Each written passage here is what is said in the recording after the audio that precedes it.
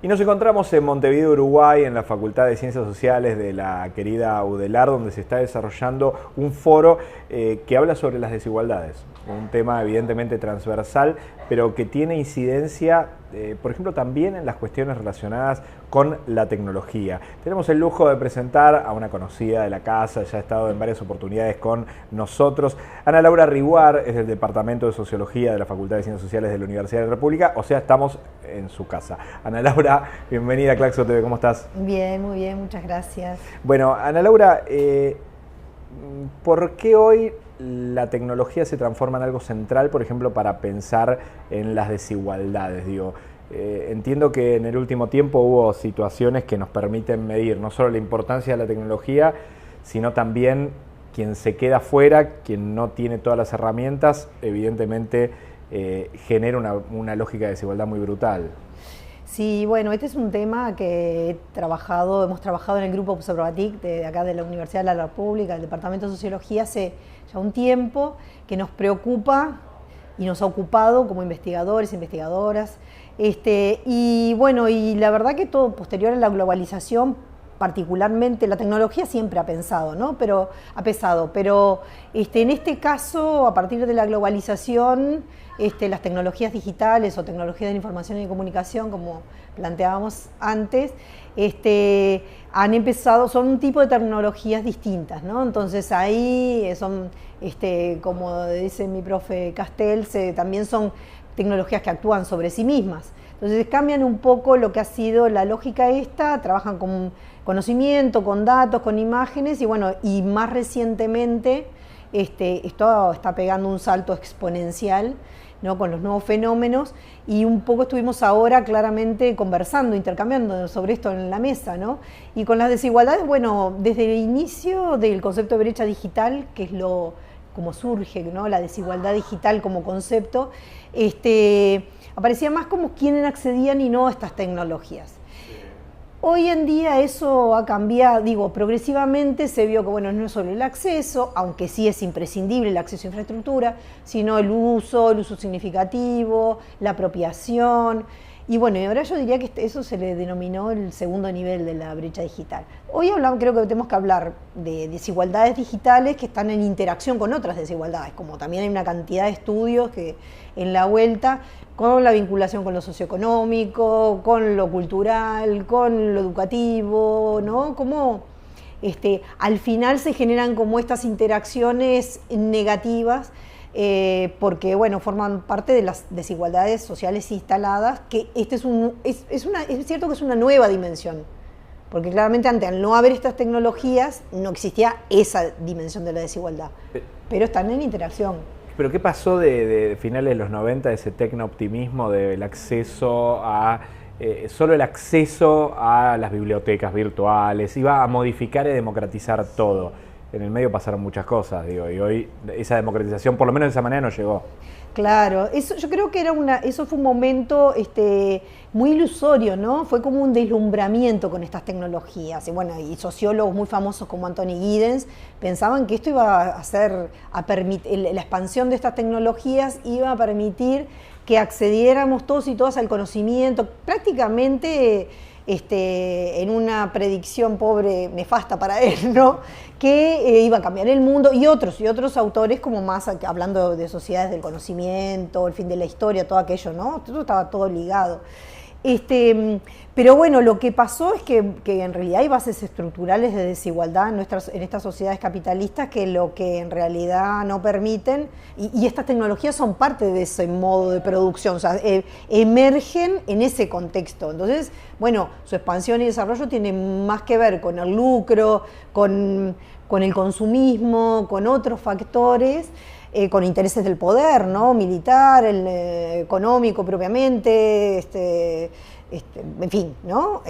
Los poderes incluso más oscuros, ¿no? Como el narco, todo eso también están usando estas altas tecnologías. Todo lo que tiene que ver con también el extractivismo usa mucho, de nuevo tipo, digamos, usa mucho estas tecnologías para su prospección. O sea, está relacionado con... Entonces, claro, todo esto se catalizó, digamos, ¿no? O sea, se evidencia que la tecnología nunca lo hizo, ¿no? Pero la tecnología no iba a resolver estos temas. Pero sí, bueno, Lo que han habido son avances, por ejemplo, en políticas públicas, ciertas políticas públicas, de reducción del daño o de tratarse de apropiar de estas tecnologías para otros fines, ¿no? Desarrollo humano, educación, en fin, democratización incluso en las sociedades, ¿no? Y en ese camino, ¿qué es lo que pasó, Ana Laura, con respecto a, pienso en algunos programas relacionados con la entrega de dispositivos? Entonces la pregunta es doble, digamos. ¿Cuál es tu análisis cuando fue la injerencia bien concreta de los estados en la entrega de dispositivos? Pero también, ¿qué sucede con casos como Argentina, donde los planes han sido fracturados por diversos gobiernos y daría la sensación que hay parte de algunas generaciones que quedan desconectados? ¿Qué pasa ahí? Claro. Esos programas, está el OLPC, el One Laptop per Child, hubo otras iniciativas que también fueron exitosas en otros lugares de otra índole, que no viene al caso de detallar, pero tenían finalidades muchas de inclusión digital, ¿no? O sea, educativo sí, pero no puramente educativo. Y de todas formas, para hacer transformaciones educativas, obviamente no se resuelve con entregarle una computadora a los niños o conectividad en las escuelas. O sea, hay una complejidad de factores que tiene que ver con cuestiones pedagógicas, institucionales, organizacionales de la educación, con innovaciones y cambios necesarios de distintas dimensiones, además de las condiciones de vida de niños, niñas, adolescentes y maestras, ¿no? Etcétera. Entonces, bueno, eso es un elemento importante. Y ahí lo que creo que, de todas formas, siempre hubo avances, ¿no? Creo que en el caso de Uruguay, por ejemplo, pero en otros casos también donde había estas políticas de inclusión digital previa, había desarrollo informacional, o sea, como cierta infraestructura país. Por ejemplo, en toda esta situación reciente de la pandemia, ¿no? Donde, bueno, todo se pasó a modo digital, porque era digital vía internet, ¿no? Porque no es lo mismo, pero sí a todo esto que algunos tuvimos el privilegio casi de poder utilizar, quedarnos en casa, trabajar, mantener nuestros ingresos, ¿no? Niños y niñas y adolescentes estudiar, bueno.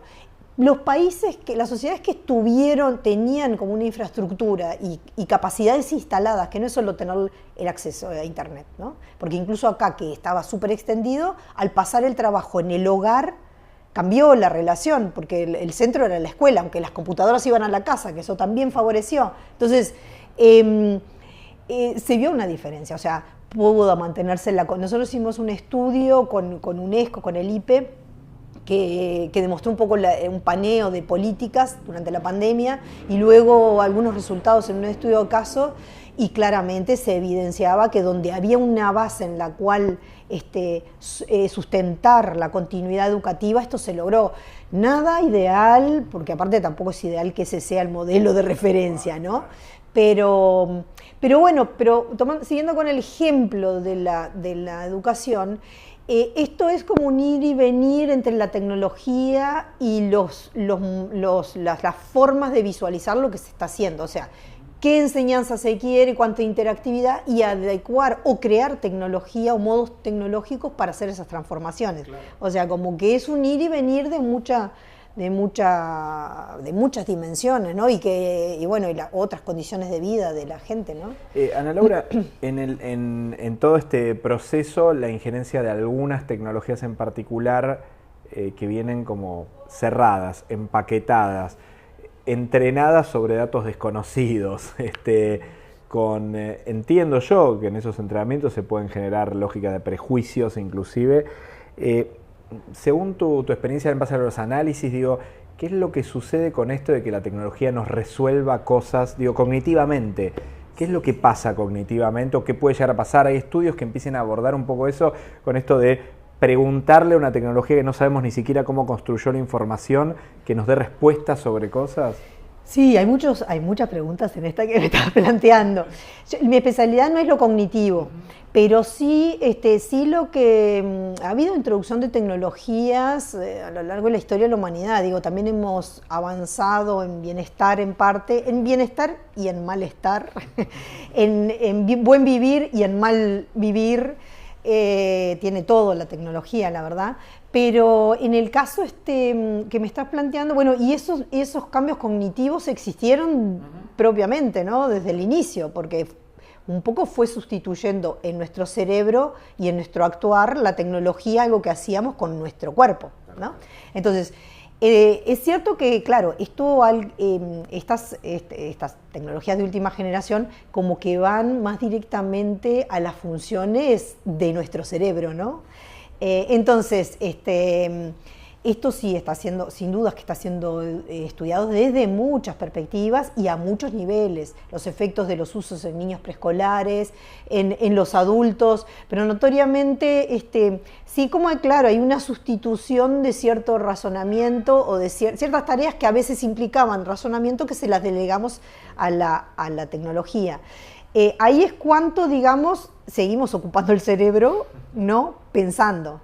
Eso independientemente de la tecnología, ¿no? Eso tiene que ver capaz con esto que decimos, bueno, pensar en forma crítica, el sistema educativo. Cuando uno es sustituido por una tecnología, también, bueno, a qué se dedica esa persona posteriormente o cómo se forma para desempeñar. A ver, el ideal sería que la tecnología fuera introducida para generarnos mejores condiciones de vida. Por ejemplo, trabajar menos, ¿no? Menos horas, o lograr más en menos tiempo, lo que quieras, ¿no? Y bienestar en general nuestro.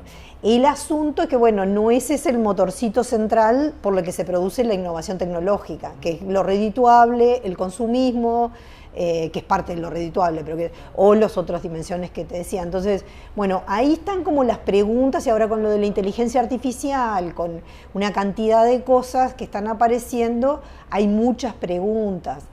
Mi preocupación, bueno, y está muy de moda más, porque esto de la tecnología, lo que tenemos, unos problemitas, digamos, que tenemos varios quienes estudiamos estos temas.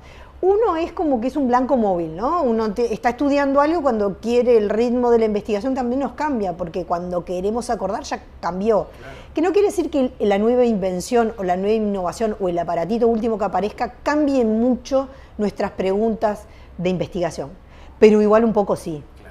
Entonces, ese es un problema que tenemos, y bueno, y ahora ante la inteligencia artificial es uno clave.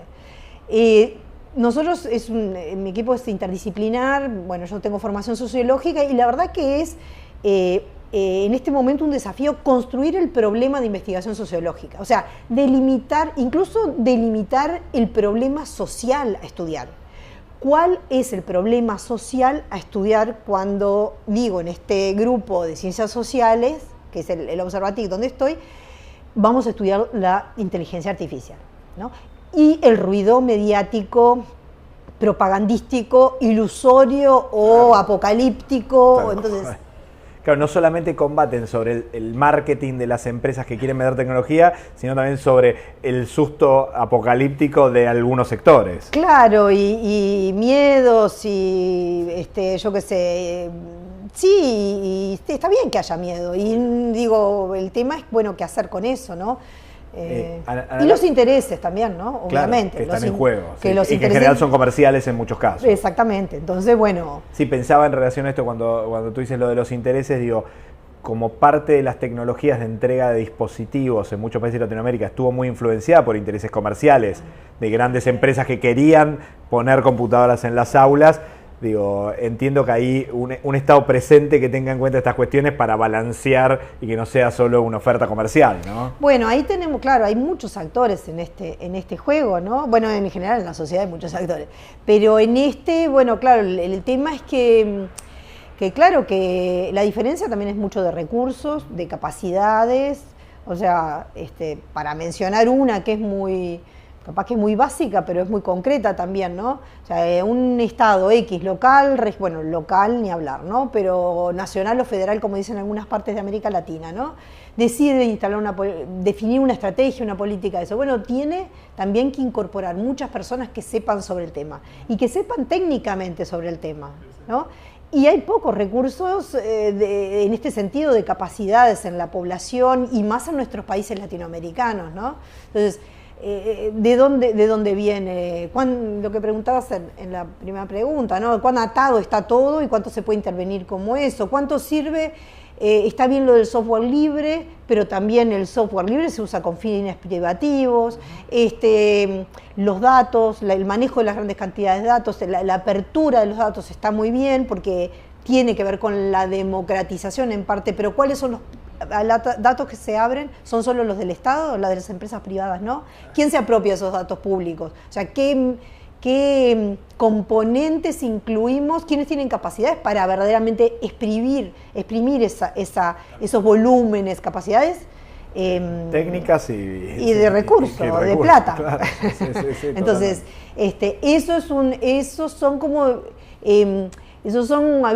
hay permanentemente intentos, búsquedas, implementación de políticas, de acciones. También hay mucha organización social que hoy está, capaz que no visibilizan tanto como los movimientos sociales que hacen presencia callejera, pero hay mucha incidencia en políticas, en activismo global para digamos, en apoyo, por ejemplo, relativo a las fake news, y muchos son organizaciones voluntarias, ¿no? de personas motivadas por eso, por un mundo mejor, por transparentar eso, por democracia.